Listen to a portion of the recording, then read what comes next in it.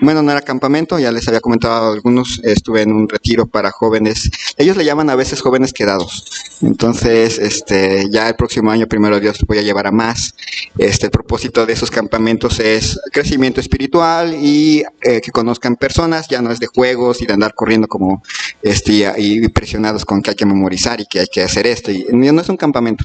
Pero sí, a veces entra ahí como que la posibilidad de que escogen. No, que conozcan a alguien que a lo mejor de rebote, pues salga con que ahí puede haber la media naranja. Entonces, pues en ese sentido, pues gracias a Dios tuve la oportunidad de estar ahí, platicar con otros pastores, sobre el ministerio y pues también de rebote, ¿no? Entonces, estar orando para que si es la voluntad de Dios, se pueda concretar cierta situación. Si es la voluntad de Dios, nada más. Entonces, les invito a buscar en sus Biblias el libro de Lucas, capítulo 14.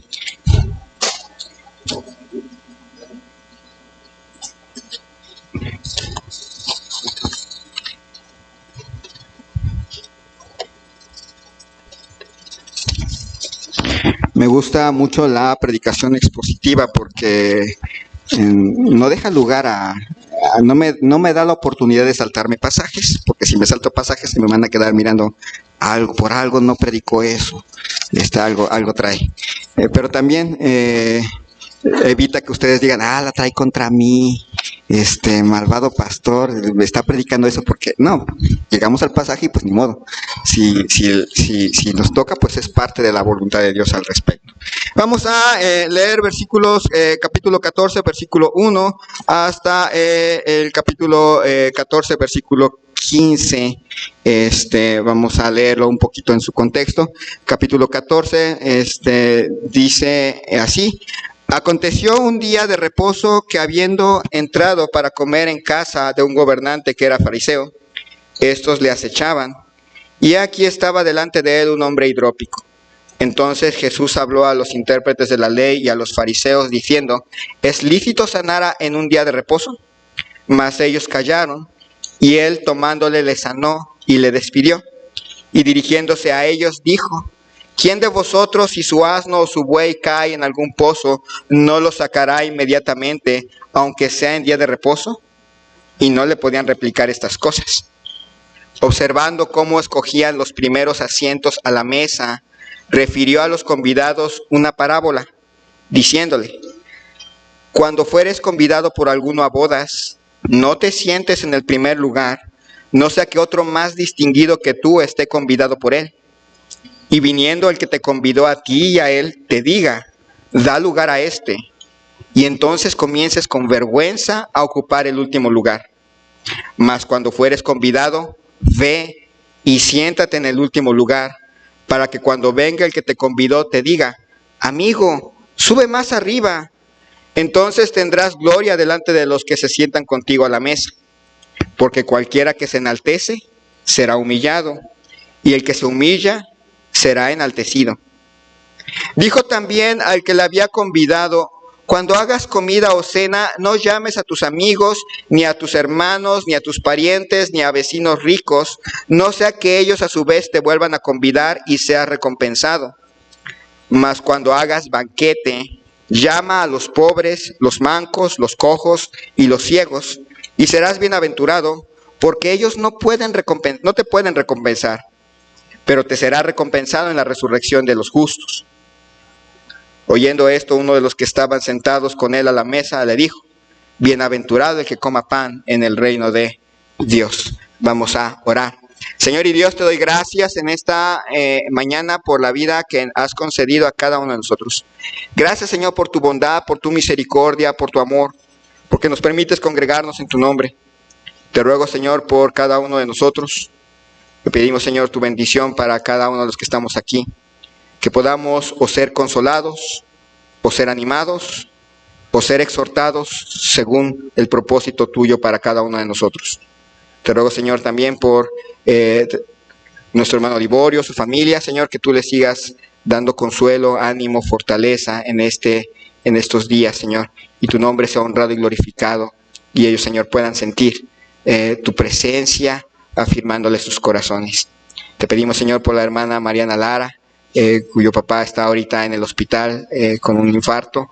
Te rogamos, Señor, que tú sanes a él, y si es posible, y si es tu voluntad, Señor, que él pueda sanar y pueda, Señor, estar nuevamente con familia, ahora con cuidados, pero sobre todo que uses esto para que él pueda mirar su necesidad de Cristo, que uses esto para que él pueda comprender que te necesita, y que tenga esa oportunidad, Señor, de poder vivir a Cristo el tiempo que tú le dejes. Bendice, Señor, a cada uno de nosotros. Cuida de nuestro hermano Enrique y su familia que están de viaje, y que todo lo que hagamos aquí sea para la mayor gloria tuya. Te ruego esto en el nombre de Cristo Jesús. Amén. Las luchas por el primer lugar. A veces pensamos en las competencias y sí, tratan de obtener el primer lugar para obtener una medalla. Pero muy pocas veces pensamos en que las luchas por el primer lugar a veces producen muertos. En el caso de México, un poco más de 600,000 personas se murieron por la lucha por el primer lugar. Alguien quería quitar a Porfirio Díaz y se mataron. Alguien quería quitar a Francisco I. Madero y se mataron por eso. Alguien quería quitar a Victoriano Huerta del primer lugar y se mataron por eso. Alguien quería quitar a Venustiano Carranza, o a Zapata, o a Villa, o a Obregón, o a Calles, y se mataron miles de personas, miles de mexicanos por eso. Ser el primero, que la gente nos vea, que la gente nos note, tener poder, tener algo en donde mandar, tener el control. ¿Cuántos males se le puede hacer a una iglesia por buscar ser el primero? Si hemos de crecer, tenemos que crecer siguiendo el ejemplo de nuestro Señor Jesucristo, que en este pasaje nos deja una gran lección que Él mismo vivió.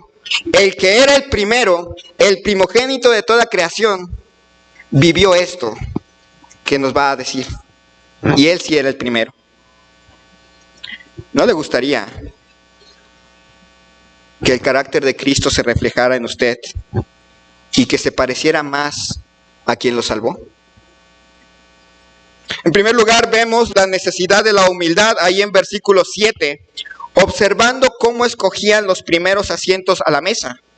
Refirió a los convidados una parábola diciéndoles. ¿Se acuerdan que, si vieron el video de la predicación, la semana pasada estábamos viendo el versículos 1 al versículo 6, y estábamos viendo que invitaron a Cristo a una cena. Lo invitaron a una cena, le pusieron a un hidrópico enfrente para que lo sanara, les dijo algunas cosas, algo fuertes, así que esta historia está en el mismo contexto, está en la misma cena. Mientras estaban con el asunto del hidrópico, él empezó a observar cómo escogían los primeros asientos a la mesa. La idea aquí no es, yo escojo no, yo escojo aquel asiento. No, la idea era que este es mi lugar. No, es el mío. Como la pelea de los juguetes en cierta colonia. Este es mi lugar, no, este es el mío, aquí yo me siento. En aquel entonces no es una mesa como las nuestras, de patitas y que uno se sienta en sillitas. Hubiera sido peor, porque ahí sí agarran las sillas y a sillazos. No, las cenas en aquel entonces hay que recordar que las mesitas son chiquitas y se ponían en forma de U. Una sección así y otra sección hacia allá, en una U. Obviamente en la parte digamos del travesaño, ahí se sentaban de mayor a menor. El más importante de la cena se sentaba en medio y a su derecha conforme van bajando de rango, y a su izquierda conforme van bajando de rango. Después, los que son de menor rango, pero que todavía tienen cierto rango, se sientan en el travesaño que va al lado derecho, en la línea que va al lado derecho. Y ahí se sientan del mayor al menor. Si todavía hay gente de alto rango o de más o menos rango, se sientan en el izquierdo. Uno diría, qué complicados. Si fueran novohispanos, En la parte, en el travesaño se sentarían los españoles de la península, sin importar su dinero, del mayor al menor. De este lado se sentarían los criollos y de este lado los indígenas. Los mestizos no entran. Entonces, así eran. Y aquí de repente llegamos que hay gente que se empieza a pelear hasta por el lado que va, quién va a ir a la derecha de Cristo y quién va a ir a la izquierda. Ni siquiera tomaron en cuenta al anfitrión.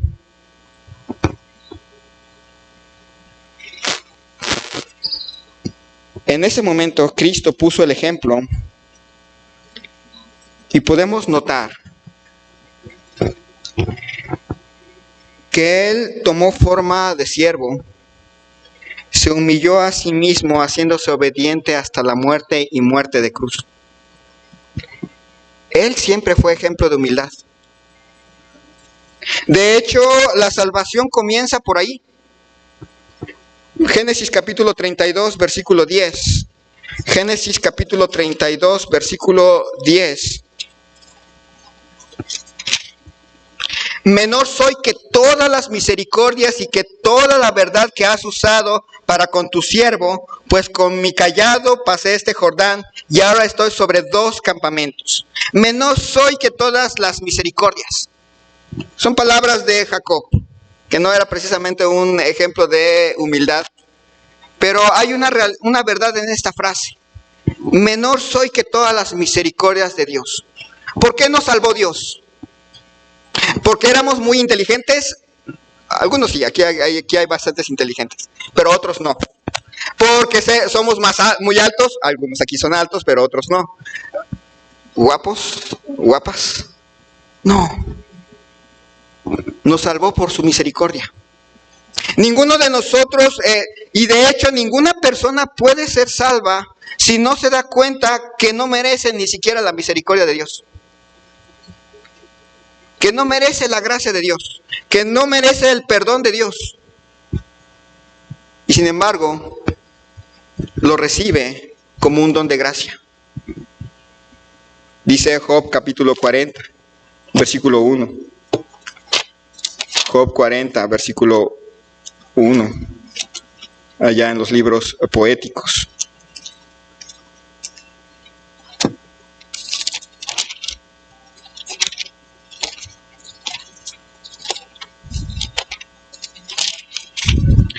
Además, respondió versículo 4, Job 4:4. He aquí que yo soy vil, ¿qué te responderé? Mi mano pongo sobre mi boca. Una vez hablé, mas no responderé. Aún 2 veces, mas no volveré a hablar. He aquí que yo soy vil. Cuando una persona piensa que le hace un favor a Dios al recibir a Cristo, no lo recibió. No ha creído en el Evangelio.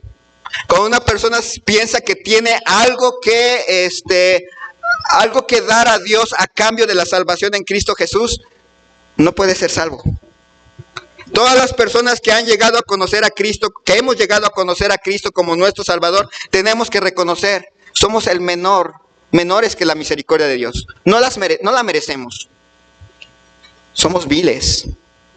No tenemos nada que ofrecerle a Dios. No le estamos haciendo un favor a Cristo en recibirle, Él nos está haciendo un favor en salvarnos. Dice 1 Timoteo 1:15, palabra fiel y digna de ser recibida por todos, que Cristo Jesús vino al mundo a salvar a los pecadores, de los cuales yo soy el primero. Y no en el sentido de que yo soy el mejor, sino soy el más pecador. El Evangelio no tiene cabida en gente que no es humilde.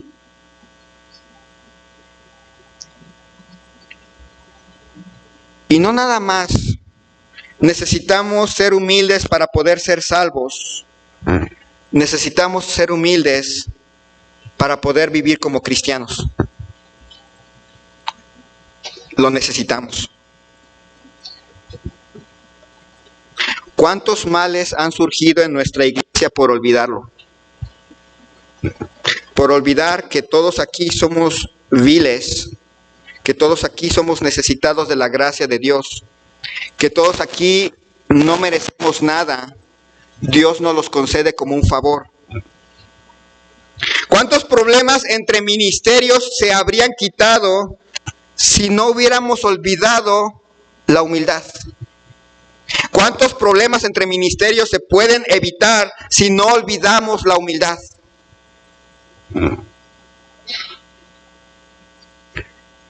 ¿Cuántos problemas se quitarían en nuestra iglesia si recordáramos constantemente que la humildad no es una virtud opcional para los cristianos? Es la virtud más importante entre creyentes. La iglesia no es un estadio de atletismo o un tablero de partidos de fútbol donde a ver a quién le meto más goles. La iglesia es más como un cuerpo, o como una casa, o como un ejército. Piense usted en su corazón tratando de ganarle a su cerebro. Y cuando lo hace, saben que se pone feo el asunto, ¿no? El cerebro le dice, no te enamores, y el corazón dice que sí, y gana. Después ya estamos llorando. O la apéndice en competencia con el riñón. No lo vemos así, ¿verdad? En realidad, pensar en un cuerpo donde todos están compitiendo unos contra otros para ver quién obtiene más beneficios, quién es mejor, quién se hace más de cierto renombre, enferma a una iglesia. La hace insalubre. ¿Y cuántas personas, al olvidar esto, hieren a otros hermanos? Lastiman a otros hermanos, destruyen ministerios, destruyen iglesias. ¿Acaso no necesitamos tener siempre presente la humildad de Cristo?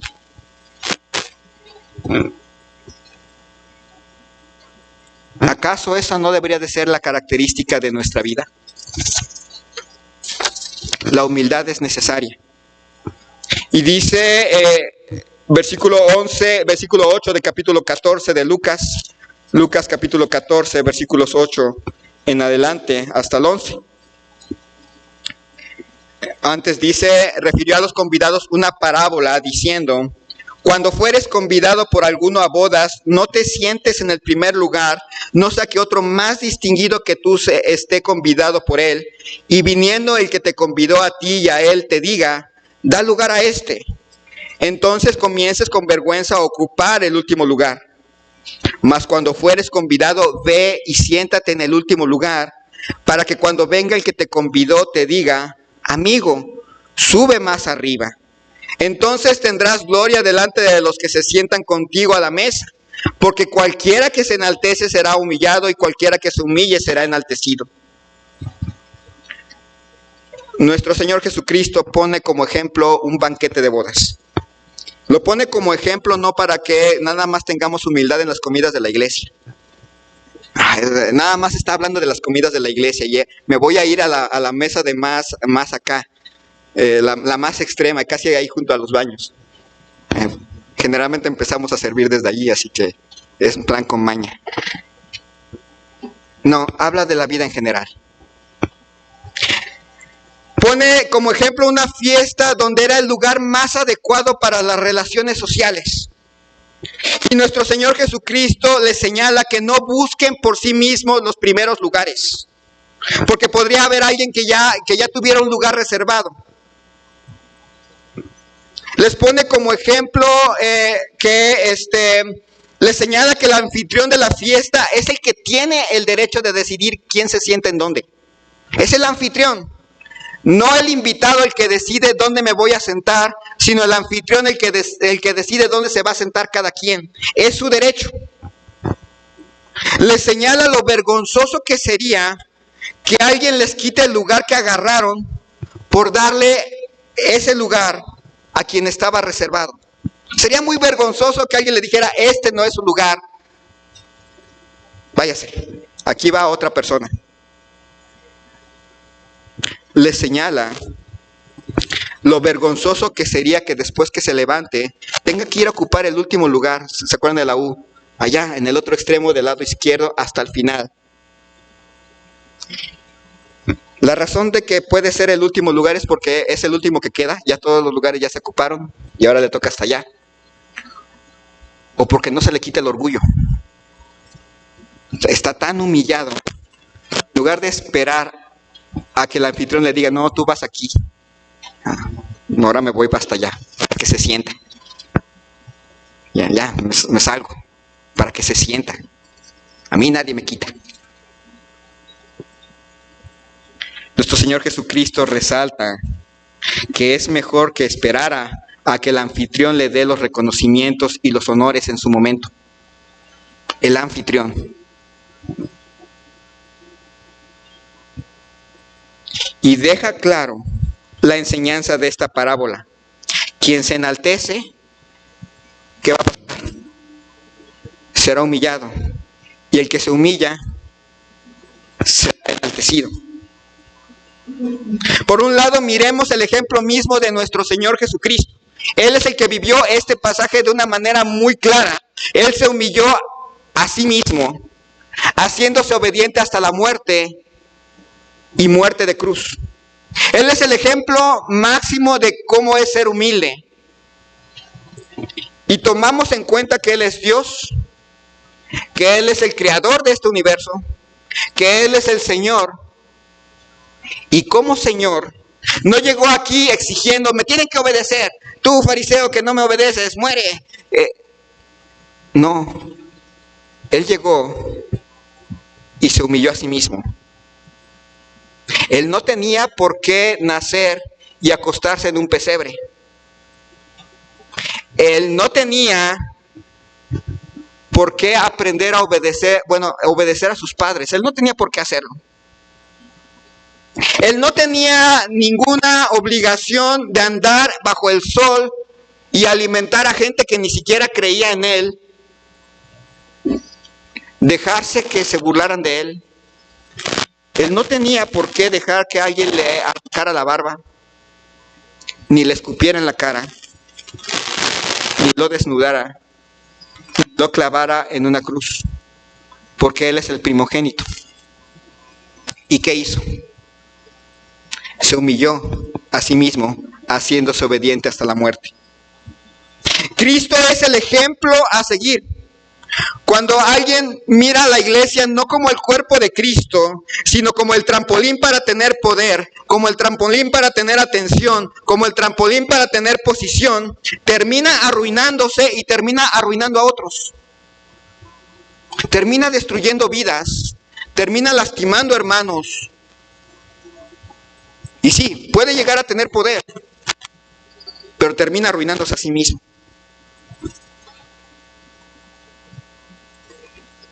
Cristo es el ejemplo a seguir.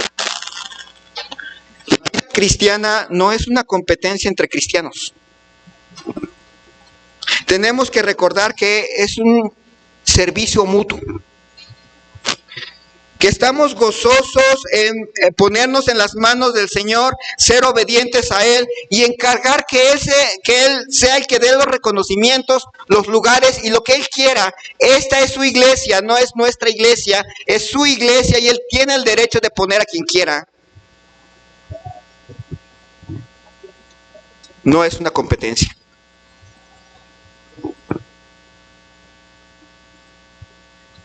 ¿Cuántos males se acarrea una iglesia cuando no ve a Cristo como su ejemplo a seguir? Cuando no ve a Cristo como el ejemplo de humildad a seguir y convierte a la iglesia en un campo de batalla y empieza a lastimar a otros o empieza a luchar por escalar. En realidad, yo no sé por qué hablan de escalar, porque en realidad el que está más arriba es el que está más abajo, en la dinámica de la Biblia. Es el que está abajo. Necesitamos la humildad de nuestro Salvador. Tampoco se vaya al otro extremo. Me he fijado que hay el otro extremo, aquella persona que, yo lo he dejado todo. Yo soy, yo... Es el otro extremo, es el mismo extremo del orgulloso, pero en el extremo chillón. No, simple y sencillamente nos dedicamos a servir y a trabajar por nuestro Señor. Él se va a encargar de reconocerlo. Él se va a encargar de reconocer a cada uno de nosotros, porque el trabajo en el Señor no es en vano. Y no es una lucha por ver quién tiene más poderes, básicamente ponernos a disposición del Señor para ser usados. Necesitamos la humildad de nuestro Salvador. Necesitamos ese actuar con humildad que nuestro Señor nos dejó. Esa decisión personal de estar dispuestos bajo la mano de nuestro Señor a ser de bendición a otros. Él nos observa. Nos ha observado durante 40 y tantos años. Y ha observado a nuestra iglesia durante todas estas décadas. Y ha podido ver cuando se peleaban por el poder, cuando se peleaban por ser reconocidos, cuando se peleaban por alcanzar alguna posición. Y nos ha tenido que recordar hoy que la humildad es necesaria.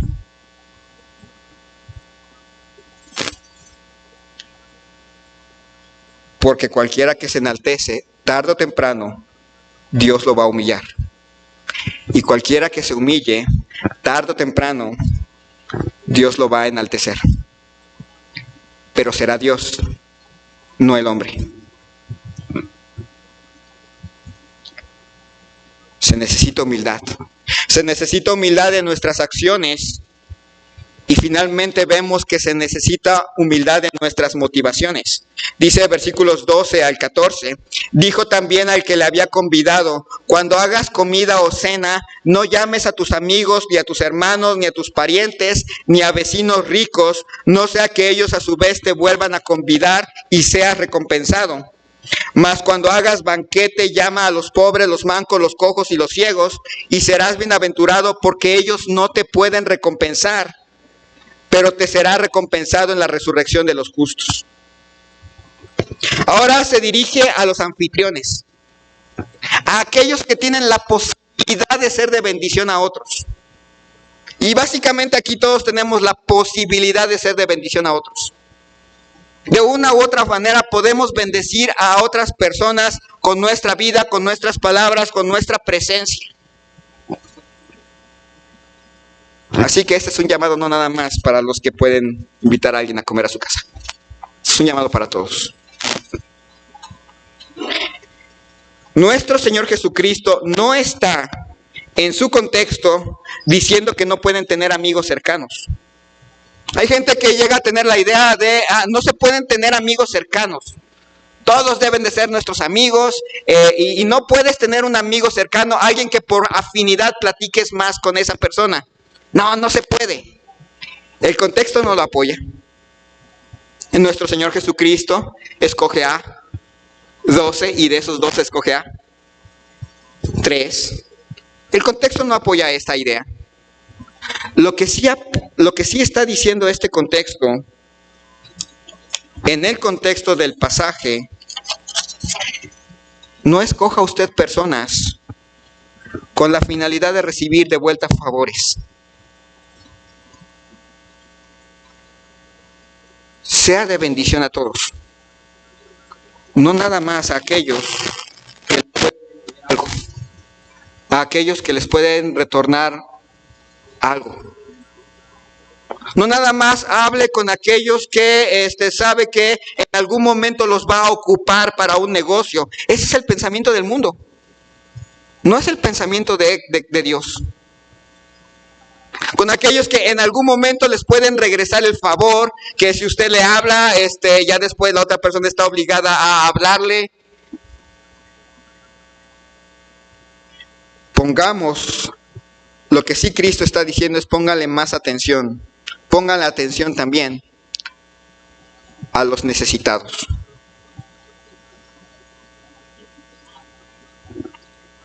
Póngale atención a aquellos que no les pueden regresar el favor. A aquellos que si usted le habla, sabe que de todas maneras no le va a prestar dinero porque no tiene. No le va a echar ray porque no tiene carro. Lo que sí está diciendo es que pensemos en ser de bendición a aquellos que no nos pueden regresar favores. Que pensemos en ello como que pensemos en la resurrección y en el tiempo futuro. Ahí es donde va a haber la recompensa. ¿Cristo vivió así? La respuesta es sí. Miremos el ejemplo de nuestro Señor Jesucristo. Él nos hizo el favor de salvarnos. Y nos ha dado innumerables favores. Y en verdad, si lo piensa bien, nunca le podríamos devolver el favor de salvarnos. Ni aunque le diéramos 1000 veces nuestra vida, no es una devolución, es suya. No es, como ya me salvó, ahora yo le pago mi salvación con darle mi vida. No le está pagando su salvación con darle su vida, porque su vida es, y la nuestra es de Él. No estamos devolviendo favores. Dios me ha bendecido, entonces yo le pago y yendo a la iglesia. O lo peor de todo, yo voy a la iglesia para que me haga favores. Y ya llego a la iglesia y ya después, Señor, quiero ganarme la lotería porque ya fui a la iglesia. No es así.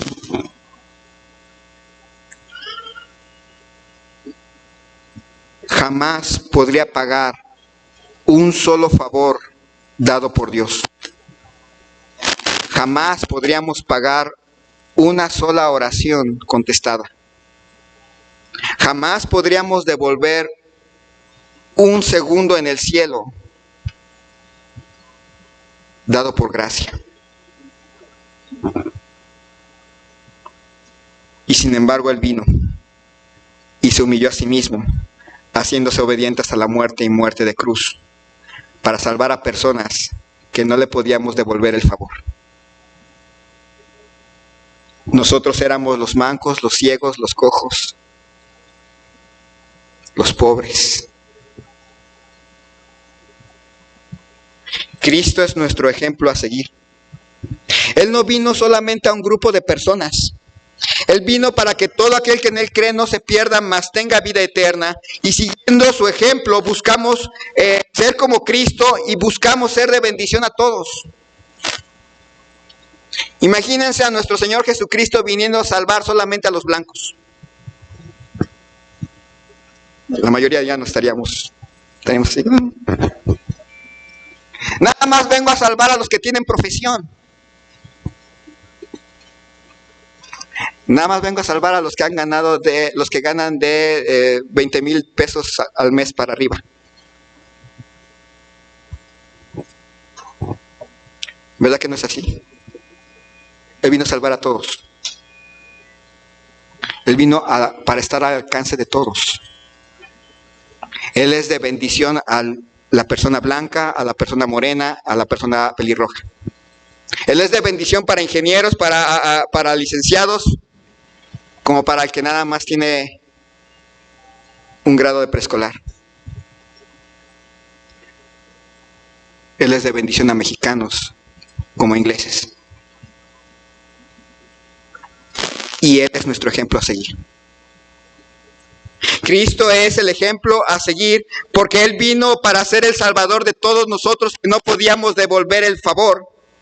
Y sigue siendo el ejemplo. Y siguiendo su ejemplo buscamos de ser de bendición a todos los demás porque simplemente Dios les ama. ¿Acaso no necesitamos de esa humildad? ¿Acaso no necesitamos actuar con la humildad que el Señor actuó? ¿Acaso no necesitamos ser como Cristo fue con nosotros? Piensen en una iglesia donde todos buscamos ser como Cristo. Acabarían las competencias.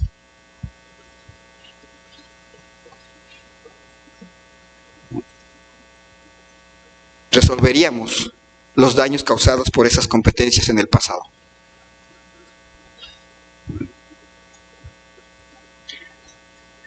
Ser un poco más como Cristo, ¿no lo anhela?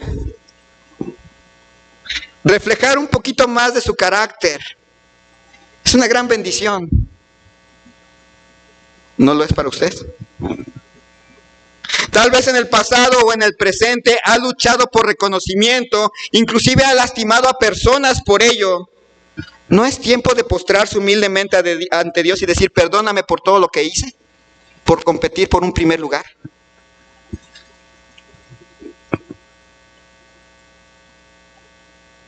Perdóname por competir por la atención del hermano Albino lastimé a otros. Porque por competir por la atención de la hermana Sarón lastimé a otros. ¿No sería bueno doblar rodillas y decir perdón? No tuve a Cristo en primer lugar. Tal vez en el pasado o en el presente cierra su círculo social a personas con las que tiene un interés, pero no busca ser de bendición a los demás. No es tiempo de doblar rodillas y decir, Señor, perdóname. Tú viniste para todos y me alcanzaste. Quiero ser de bendición a todos. Es un buen momento empezando el año. Queremos seguir a Cristo. Bueno, Cristo era humilde. Y si queremos seguir a Cristo, Él es nuestro ejemplo a seguir. Vamos a orar. Señor y Dios, te damos gracias en esta mañana por la vida que nos has concedido. Gracias, Señor, por tu bondad, por tu amor para con nosotros. Por ese enorme ejemplo de humildad siendo el Creador mismo. Es impresionante, Señor, ver cómo tú, siendo Dios, enviaste a tu Hijo. Y tu Hijo, siendo Dios, se humilló a sí mismo, haciéndose obediente hasta la muerte y muerte de cruz. La humildad no es opcional. La humildad no es algo que solamente unos cristianos pueden tener y otros no. Si tenemos a Cristo en nuestro corazón, ese es el atributo que debemos cultivar. Seguramente tenemos que pedir perdón y pedir tu ayuda, porque por naturaleza nos gusta ser de los primeros. Por naturaleza nos gusta que nos reconozcan. Por naturaleza no nos gusta la humillación. Pero creemos que tu palabra dice la verdad.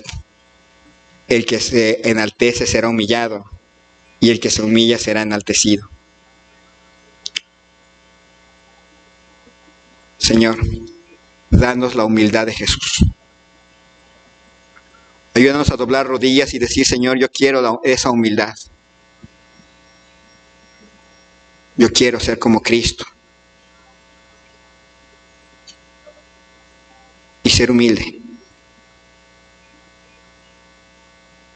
Tal vez habrá alguien que tenga que pedir perdón porque por buscar el primer lugar lastimó, dañó. Tal vez tenga que pedir perdón porque no busca ser de bendición a otros, solamente a su grupo de amigos. El altar está abierto. Señor, dame la humildad de Jesús. Ayúdame a ser humilde. Mientras nuestra hermana toca el piano, el altar queda abierto. Ya sea para pedir perdón por falta de humildad o para pedir que nos haga humildes. Vamos a orar.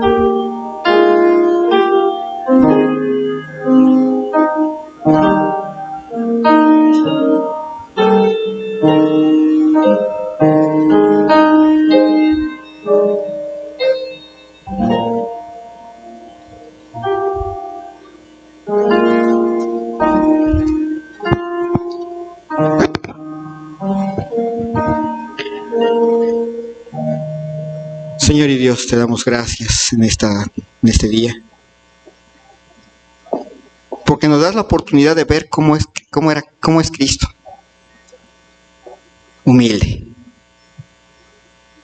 nuestro ejemplo a seguir, de todos aquí, a quien debemos mirar y tratar de imitar.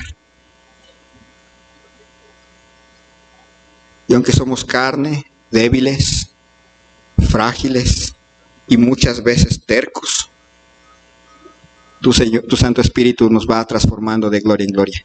Y a veces tienes que usar cosas para humillarnos y aprender a ser más como Cristo. Gracias, Señor, por esas pequeñas cosas que luego tú haces, que nos duelen a veces en nuestro orgullo, pero que están diseñadas para que aprendamos a imitar a Cristo. Ayúdanos, Señor, como iglesia,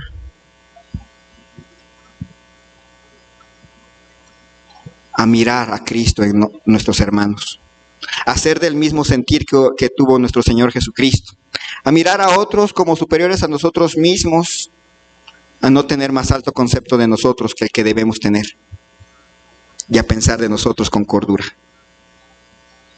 Señor, aun si tuviéramos que pasar por momentos de humillación, que sepamos que es para que nos parezcamos más a Cristo.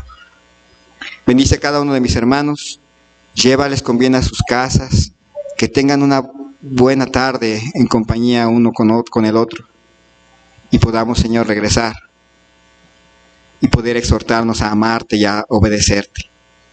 Especialmente que tú bendigas a nuestros hermanos que están con batallas, con luchas aquí presentes, con angustias, con dolor en su corazón. Que tú, Señor, les sanes, les animes, les fortalezcas. Gracias, Señor, te damos por tantas bendiciones. Te pido esto en el nombre de Cristo Jesús. Amén. Que el Señor les bendiga grandemente. Primero Dios, nos vemos en la tarde. Dios les bendiga grandemente.